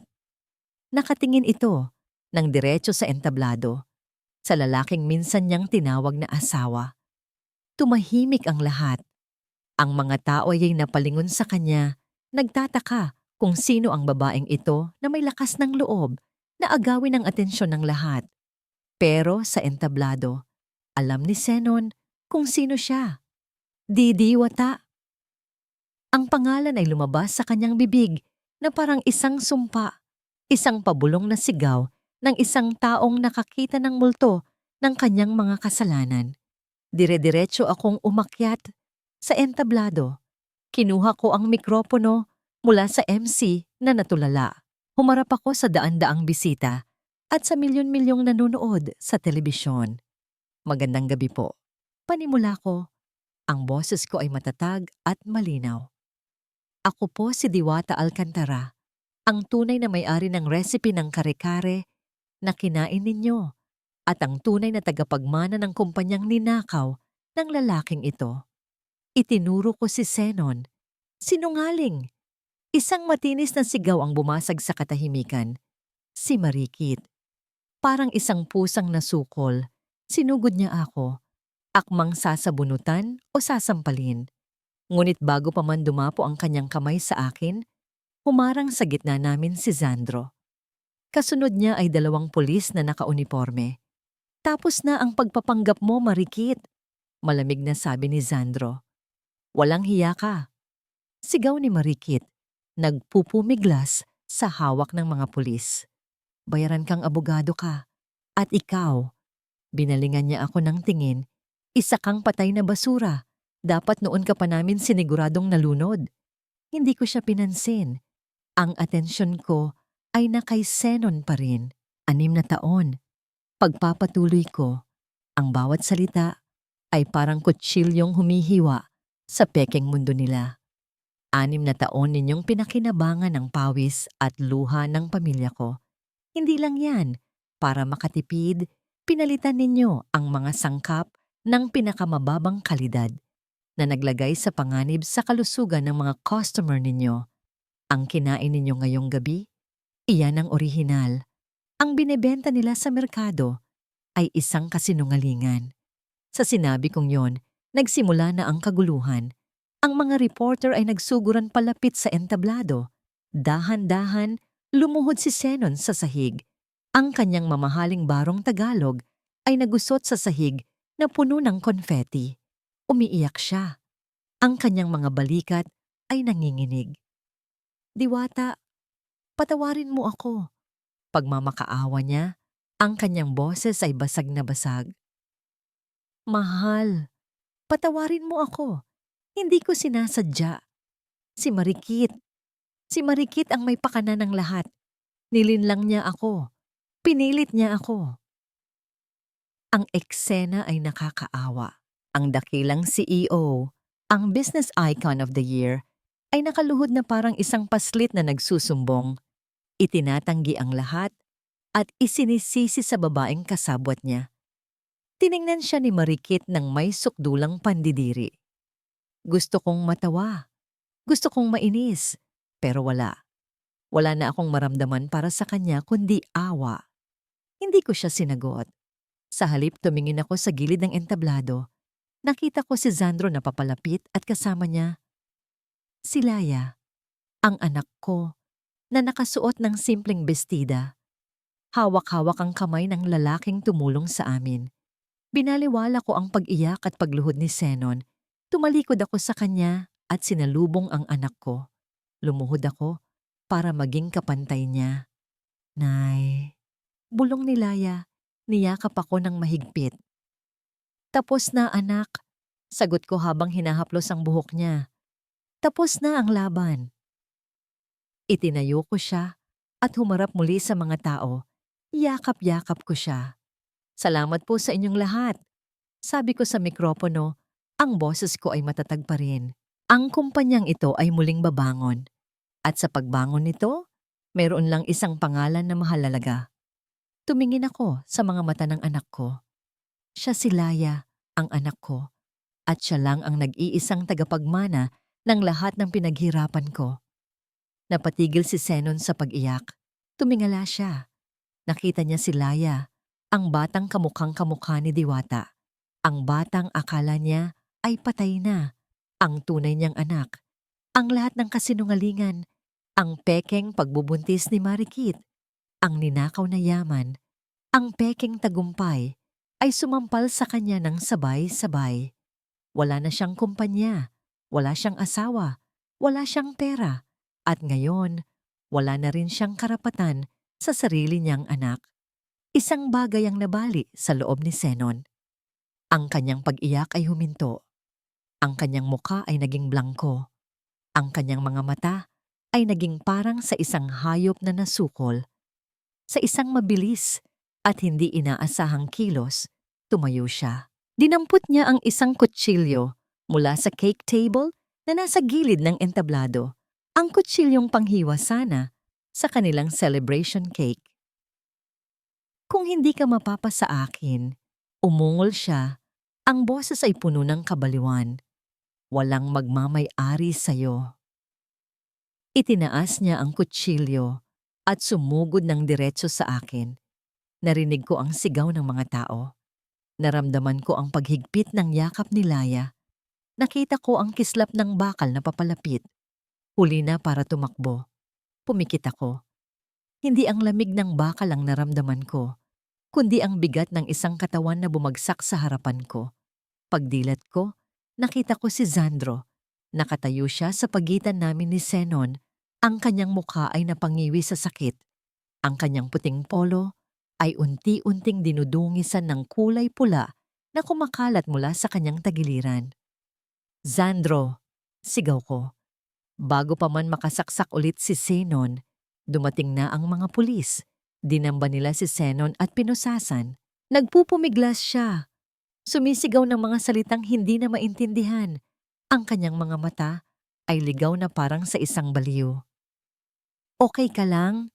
Tanong ni Zandro sa akin habang sapo-sapo ang kanyang tagiliran. Ang kanyang boses ay nanginginig, pero pilit niyang pinatatatag. Bakit mo ginawa yon? Tanong ko. Ang luha ay nagsimula nang mamuo sa aking mga mata habang inaalalayan siya. Ngumiti siya ng bahagya. Isang ngangiting pilit pero totoo. Bayad na ako sa sinigang mo, sabi niya bago siya unti-unting bumagsak sa sahig. Dumating ang mga medik. Isinakay si Zandro sa stretcher. Si Marikit ay kinaladkad na rin ng mga pulis palabas, sumisigaw at nagwawala. Si Zenon ay tulala na lang habang dinadala. Ang grand ballroom na kanina ay puno ng karangyaan. Ngayon ay parang isang crime scene. Puno ng basag na bote, nagkalat na pagkain at mga taong tuliro. Niyakap ko si Laya ng mahigpit. Itinatago ang kanyang mukha sa aking dibdib para hindi niya makita ang kaguluhan. Tapos na, anak. Bulong ko. Talagang tapos na. Sa presinto ng pulis, ang amoy ng lumang papel at murang kape ay nanunuot sa hangin. Magkahiwalay na interrogation room sina Zenon at Marikit. Pero ang kanilang mga sigaw ay naririnig pa rin sa pasilyo. Kasalanan niya ang lahat. Sigaw ni Zenon mula sa loob. Siya ang nagplano. Biktima lang ako. Mahal na mahal ko pa rin si Diwata. Maniwala kayo sa akin. Sa kabilang kwarto, iba naman ang kwento ni Marikit. Ako ang biktima dito. Umiiyak niyang sabi sa investigador. Ginamit lang ako ni Zenon para makuha ang pera ko. Pinangakuan niya ako ng kasal, ng pamilya. Hindi ko alam na ninakaw niya ang recipe at yung pera. Hindi ko ninakaw yon. Siya ang naglustay sa sugal at sa mga kabit niya. Para silang mga asong ulol na nagkakagatan sa loob ng isang kulungan. Ang pag-ibig na minsan nilang ipinagyabang ay naging lason na ngayon at ginagamit nila ito para idiin ang isa't isa. Ang bawat sikreto, ang pagnanakaw, ang panloloko, ang mga kasinungalingan ay lumabas lahat. Walang natira. Ang kanilang love story ay naging isang comedy of errors sa harap ng mga puli. Sa pribadong silid ng ospital, tahimik kong pinagmamasdan si Zandro na natutulog. Sinabi ng doktor na maswerte siya. Daplis lang ang saksak at walang tinamaang vital organ. Kailangan lang niya ng pahinga. Nakaupo ako sa tabi ng kanyang kama. Si Laya ay natutulog sa sofa sa gilid. Pagod na pagod sa mga nangyari. Tinitigan ko ang mukha ni Zandro. Ang kanyang mga kunot sa noo ay nawala habang natutulog siya. Mukha siyang payapa. Inalala ko ang unang pagkikita namin. Ang lalaking masungit na tinulungan ng anak ko. Ang lalaking umiyak dahil sa lasa ng luto ko. Ang lalaking binuo muli ang nawala kong tapang. Hindi niya ako tinulungan dahil sa pera o kasikatan. Tinulungan niya ako dahil sa isang mangkok ng sinigang, dahil sa isang utang na loob na mas malalim pa sa anumang kontrata. Dahan-dahan kong inabot ang kanyang kamay. Mainit ito, puno ng buhay. Hinawakan ko ito ng marahan. Salamat, Zandro. Bulong ko. Hindi ko alam kung paano kita mababayaran. Biglang gumalaw ang kanyang mga daliri. Dahan-dahan siyang dumilat. Isla, mahina niyang tawag. Gising ka na, sabi ko. Agad na inayos ang kanyang unan. Gusto mo ng tubig? Umiling siya. Tumingin siya sa kamay naming magkahawak. Hindi niya ito binitawan. Bayad na ako sa sinigang, ulit niya. Pero sa pagkakataong ito, may ngiti na sa kanyang mga labi. Pero may utang ka pa sa akin. Ano yon? Nagtataka kong tanong. Isang bowl pa, sabi niya. Kapag nakalabas na ako dito at sa susunod, sa bahay na natin, hindi ko napigilan ang pagngiti. Ang mga salitang yon, sa bahay na natin, ay may dalang init na yumakap sa pagod kong puso. Pero bago pa ako makasagot, bumukas ang pinto. Pumasok ang assistant ni Zandro, isang batang abogada na mukhang balisa. Attorney Isla, sabi niya, humihingi ng paumanhin sa abala.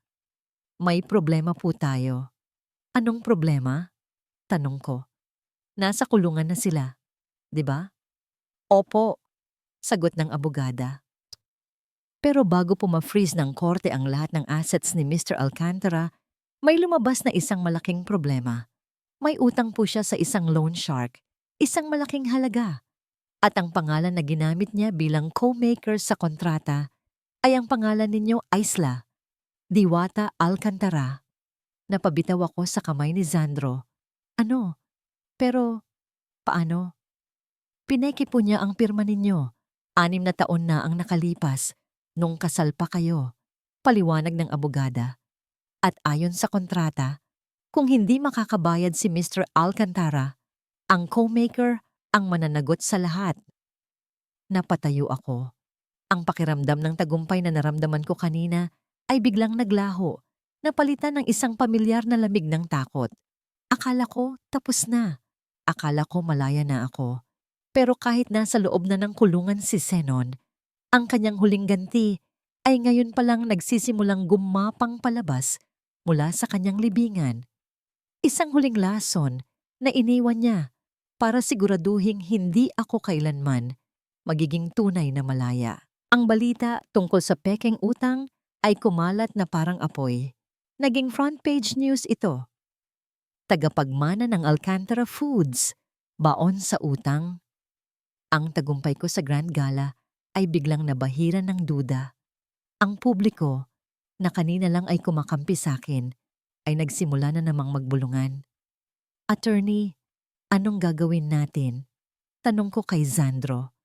Nakaupo kami sa opisina niya, 1 linggo matapos siyang makalabas ng ospital. Ang tahi sa kanyang tagiliran ay naghihilom na, pero ang gusot sa noo niya ay mas malalim pa kaysa dati. Ang loan shark, si Mr. Go, ay legal ang operasyon niya. Para sa kanya, valid ang kontrata. Paliwanag ni Sandro habang binabasa ang mga dokumento. Pwede nating i-contest sa korte na peke ang pirma, pero aabutin yun ng taon. Sa loob ng panahong yun, mananatiling frozen ang assets ng kumpanya. Malulugi tayo bago pa man tayo makabangon. Ibig sabihin, wala tayong laban. Sabi ko, ang boses ko ay halos pabulong na. Pagkatapos ng lahat ng pinagdaanan ko, sa isang pirasong papel pa rin ba ako matatalo? Tumingin si Sandro sa akin. Sa halip na makita ang takot sa mga mata ko, ang nakita niya ay pagod. Ngunit sa ilalim ng pagod na yon, may isang baga na hindi pa namamatay. Meron, sabi niya. Pero hindi sa korte. Sa labas ng korte, kailangan mong harapin si Mr. Go. Si Mr. Go ay isang matandang Chinoy na kilala sa buong Binondo bilang isang negosyanteng walang puso. Ang opisina niya ay nasa itaas ng isang restaurant na amoy 5 spice at mantika. Pagpasok namin, sinalubong kami ng 2 malalaking lalaki na nakabarong. Wala kaming appointment, malamig na sabi ng isa. Bago pa man makasagot si Sandro, lumabas ako sa likod niya. Pakisabi kay Mr. Go, nandito si Lady D. May dala akong offer na hindi niya matatanggihan. Nagkatinginan ang 2 bodyguard at pagkatapos ay may tinawagan sa telepono. Pagkalipas ng ilang minuto, pinapasok kami. Nakaupo si Mr. Go sa isang malaking silyang gawa sa Nara, umiinom ng tsaa. Matanda na siya, pero ang kanyang mga mata ay matalas na parang sa isang agila. Attorney Sandro, bati niya. At, ididi ang sikat na chef. Umupo kayo. Mr. Go, panimula ni Sandro. Nandito kami para pag-usapan ang utang ni Mr. Alcantara. Ang pirma ni Miss Diwata ay peke. Tumawa si Mr. Go, isang tawang tuyo at walang saya. Abogado ka, Sandro. Alam mong sa mata ng batas, may bisa ang papel na hawak ko hanggat hindi sinasabi ng korte na wala. At alam nating pareho na matagal yon. Hindi kami naparito para makipagtalo sa batas. Sabi ko, at ako naman ang nagsalita. Tumingin ako ng diretso sa mga mata ni Mr. Go. Naparito ako para mag-alok ng isang kasunduan. Anong kasunduan? Tanong niya, tila interesado. Ang utang ni Zenon ay babayaran ko, sabi ko, na ikinagulat maging ni Sandro. Pero hindi sa pera, babayaran ko ito, sa pagkain. Itinaas ni Mr. Go ang kanyang kilay. Ang restaurant ninyo sa baba, pagpapatuloy ko. Matumal, luma na ang menu, walang bago. Hayaan ninyo akong i-revamp ang buong menu ninyo. Ako ang gagawa ng mga bagong putahe. Gagamitin ko ang pangalan kong Lady D para i-promote ito. Sa loob ng 1 taon, ang kikitain ng restaurant na ito ay doble pa sa utang ni Zenon sa inyo. Iyon ang bayad ko. Pagkatapos ng 1 taon, quits na tayo at malinis na ang pangalan ko. Natahimik si Mr. Go. Tinitigan niya ako ng matagal. Pinag-aaralan niya ang bawat ekspresyon sa mukha ko. Nakita niya na hindi ako nagbibiro. Nakita niya ang tapang at kumpiyansa ng isang taong alam na alam ang halaga ng kanyang talento.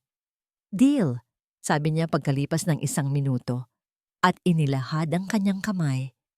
Pero kapag pumalpak ka, doble ang babayaran mo sa pera.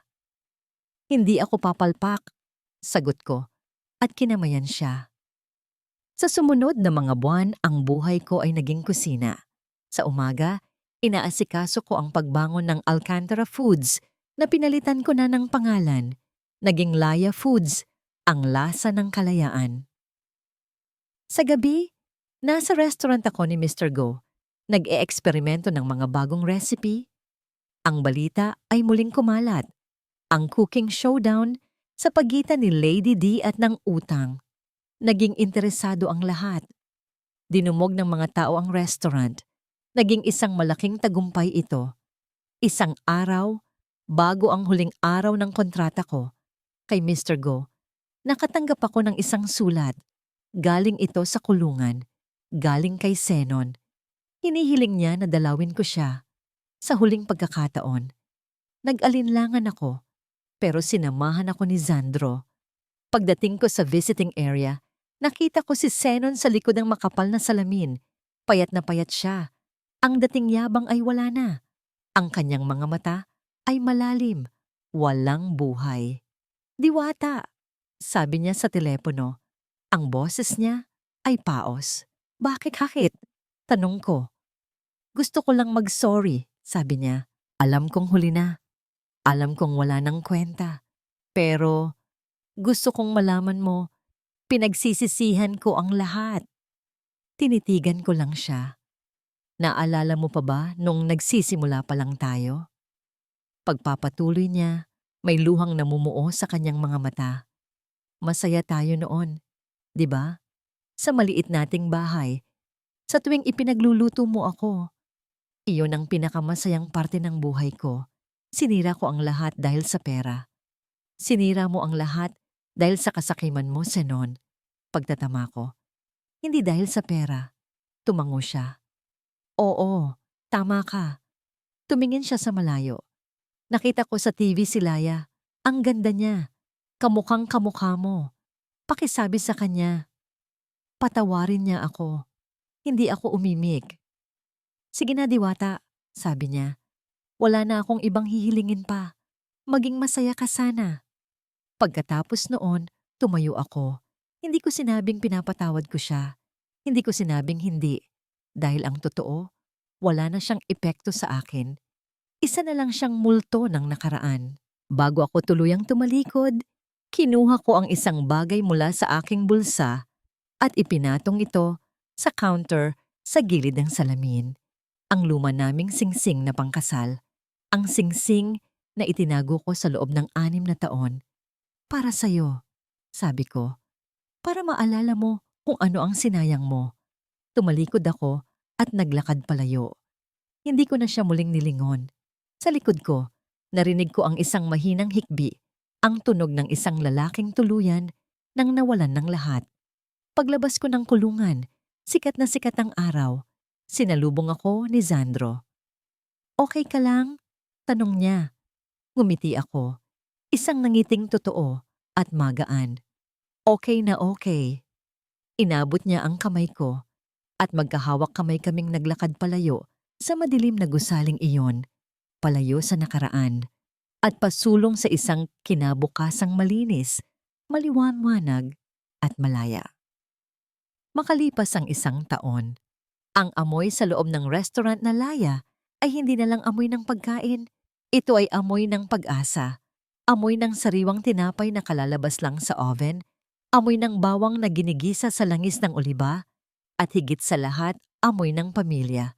Puno ang restaurant, pero ang ingay ay masaya.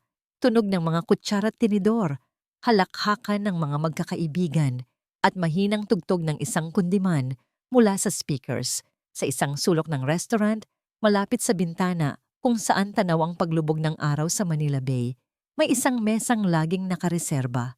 Nakaupo doon ang 7 taong gulang na si Laya, seryosong-seryoso sa pagguhit sa kanyang notebook. Malusog na siya ngayon. Ang kanyang hika ay halos hindi na umaatake. Salamat sa magandang kapaligiran at tamang alaga. Sa tapat niya, nakaupo si Sandro. Wala na siyang suot na gusuting polo barong. Nakasuot siya ng simpleng itim na t-shirt at ang kanyang mga mata ay hindi na malungkot. Mayroon ng kislap habang tinutulungan niya si Laya sa kanyang assignment. Tito Sandro, tanong ni Laya habang nagkukulay. Ano po sa English ang masarap? Ngumiti si Sandro. Delicious, sagot niya. Pero may mas maganda pa dyan.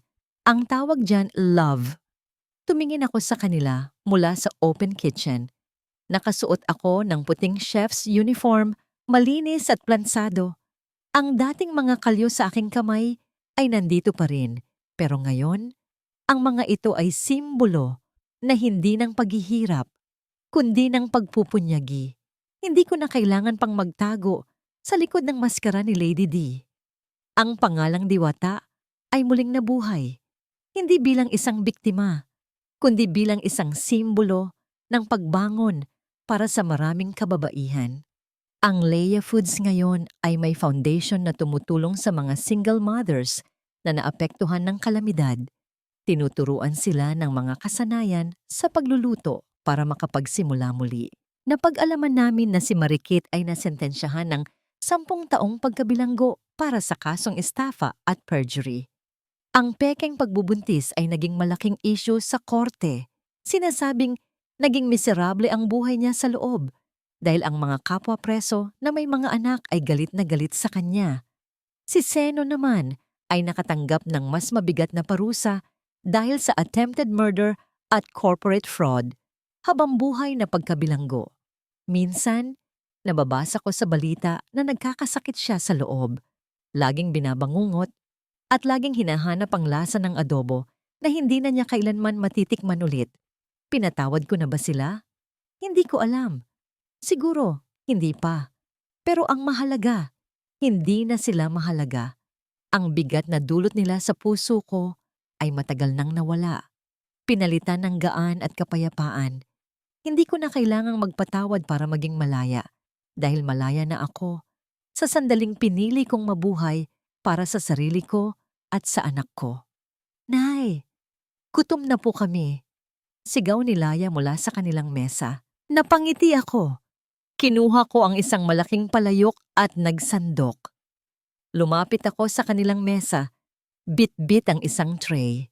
Sa ibabaw ng tray, may 3 bagay lang. Isang malaking mangkok ng mainit at umuusok na sinigang na hipon, isang bandehado ng bagong saing na kanin, at isang platito ng patis na may sili. Inilapag ko ang mga ito sa gitna ng mesa. Umupo ako sa tabi ni Laya. Kaharap si Sandro. Walang nagsalita. Tumingin lang kami sa isa't isa. Si Laya ang bunga ng aking sakit at lakas. Si Sandro, ang lalaking dumating hindi para iligtas ako, kundi para ipaalala sa akin kung paano ko ililigtas ang aking sarili. At ako, isang babaeng minsan ay itinapon sa gitna ng unos, pero natutong sumayaw sa gitna ng ulan. Hindi nag-propose si Sandro sa akin. Hindi kami nagpakasal. Dahil ang pag-ibig na mayroon kami ay hindi nangangailangan ng kontrata o apelyido.